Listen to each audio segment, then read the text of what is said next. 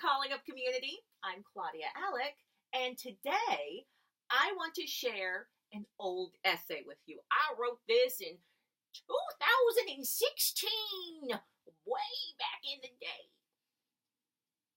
It contains many of the seeds of the practice we've been engaged in together.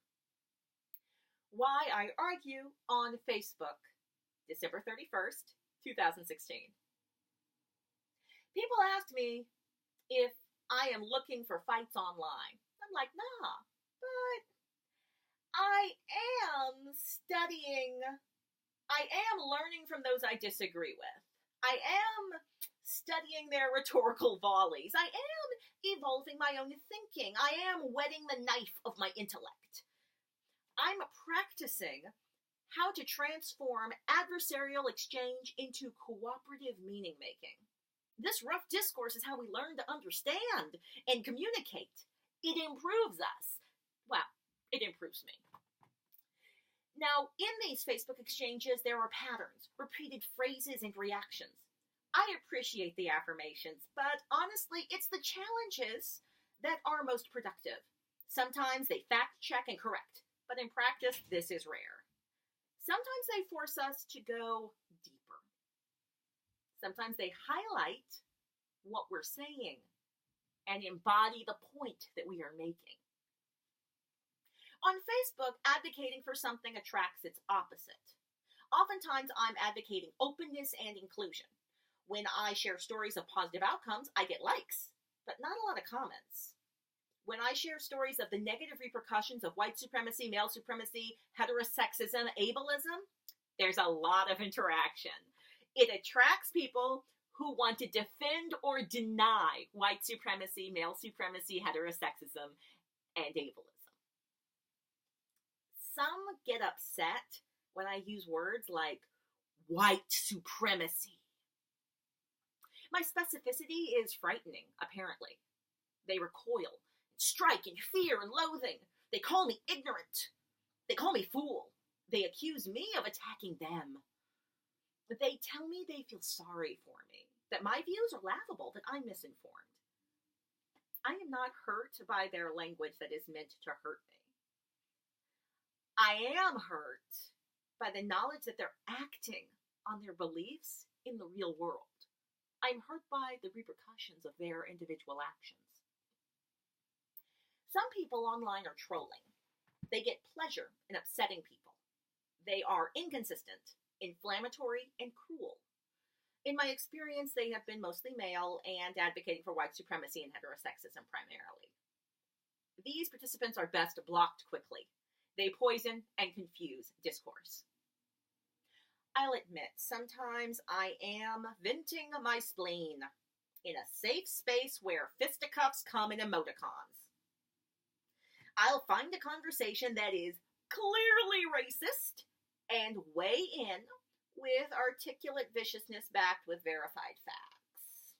I'll bomb, comment, sub-threads with volleys of accurate information and superiority. When I flame, it is hot.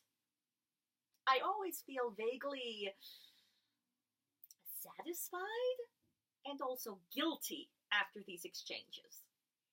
I think this must be why trolls troll. This is the dark side. I try not to fall into this practice. These exchanges that we have on Facebook are public and performative. In some ways, we're not only speaking to each other, but we're speaking to this larger audience. While I have sincerely worked to persuade folks, I have never felt the other party was honestly trying to convince me. They were trying to win the argument. And I suppose that makes sense if my point is advocating for the humanity of us all, and their point is to stop me from doing that. I'm trying my best to have honest, civil exchanges. People say arguing on Facebook is a waste of time because people don't change their minds. I disagree with this assessment. Every time we exchange, we create new meaning together. This is meaning for the people reading the exchange, as well as those participating in the creation of that exchange. Every exchange either confirms or evolves cultural norms. And frankly, I'm trying to never allow ugly to be acceptable because that shit will stick and it leaves a stain. Sometimes people listen to enough voices and recognize the ugliness and illogic of their behavior, and then they delete the exchange. I hate this! Why not allow us to learn from their example? I worry that they erase and then repeat elsewhere, as if erasing their moment of discovery erases the knowledge itself. As if them not knowing that they're causing harm is erasing the harm that they're causing. There are moments of grace, moments of discovery, moments of transformation. I've seen people expand, grow, and become better human beings over time.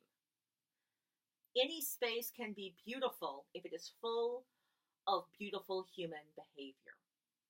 We are motivated to share positive stories of transformation, and yet we fear transformation in ourselves. But we find hope when we witness it in others. So I'm not looking for a fight. I'm looking for people to create meaning with. I just want to thank you all for joining me on this beautiful journey as we are creating transformational meaning for all of us.